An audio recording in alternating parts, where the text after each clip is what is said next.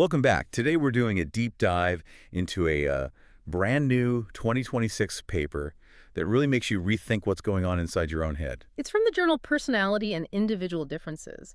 And the central question is, well, are we actually any good at judging our own intelligence? So before we get into the data, I have to ask you, the listener, a question. On a scale of 1 to 100, how would you rate your own intelligence? Yeah, don't overthink it. Just, the first number that comes to mind. Got a number. Yeah. I want you to hold on to it. Because this new study by Furnham and Semmelink suggests that number is, well, it's probably wrong. And not just a little bit wrong. We're talking fundamentally disconnected from reality. For decades, psychologists have wondered about the link between SEIQ, that's self-estimated IQ. So what you think your IQ is. Exactly. And TDIQ, test-derived IQ, what the actual test says. Does my confidence match my competence? That's the question. Yeah. And when they ran the numbers on almost 200 adults, the connection was basically zero. Wait, hold on. 0. I mean, that doesn't feel right. Even if I'm, overconfident, I must have some idea if I'm good at solving problems, right? You'd think so. But here's the key. It really depends on what kind of intelligence you're measuring. The test they used here, the GIA, it measures fluid intelligence. Okay. So this is that classic hardware versus software idea. Perfect analogy. Fluid intelligence is your brain's hardware. It's your raw processing speed, your ability to learn new things quickly, how fast the engine runs. But when I rate myself, I'm not thinking about my processing speed.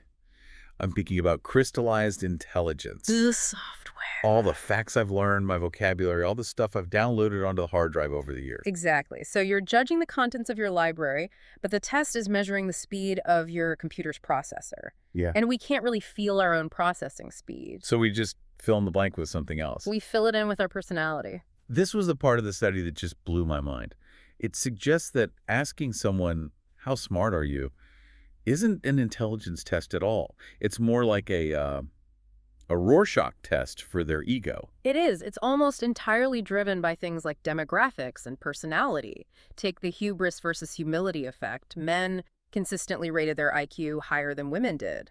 But what about the actual test scores, the hardware speed? No significant difference. They performed, on average, the same. The men just assumed they were smarter. So it's pure confidence. Yeah. But the study said the single biggest predictor wasn't gender, it was curiosity. Which is, interesting. Why would being curious make you think you're a genius? Well, think about what curiosity feels like. It's that hungry mind sensation. You're always exploring new things, opening new tabs in your brain, so you start to equate the act of learning with the capacity for learning. Right. I enjoy thinking about smart things, therefore I must be smart. And then you get the opposite effect with a trait called steadiness. These are your agreeable, humble, reliable people. And they rated themselves lower. Consistently lower, because for someone high in steadiness, walking around saying you have a high IQ feels like risky.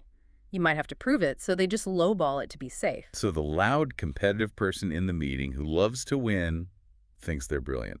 While the quiet, steady person who's actually solving the problem in the background thinks they're just average because they don't want to make a fuss. That is a little too real. So the authors basically conclude that asking for a self-rating of IQ is just a proxy for measuring self-esteem. It aligns with how confident and adjusted you feel, not how well your brain actually processes information. We're judging our brains based on how we feel, not how we think. And that really raises a huge question, especially for the workplace, right?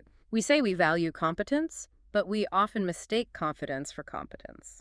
We're promoting the people with the highest self-esteem, not necessarily the ones with the best processing power. It really changes how you listen to people in a meeting, doesn't it? It does. So for everyone listening, the next time someone sounds incredibly confident and brilliant, just pause for a second and ask yourself, am I hearing a high IQ or am I just hearing high self-esteem? Because the data says you probably can't tell the difference. Thanks for diving in with us.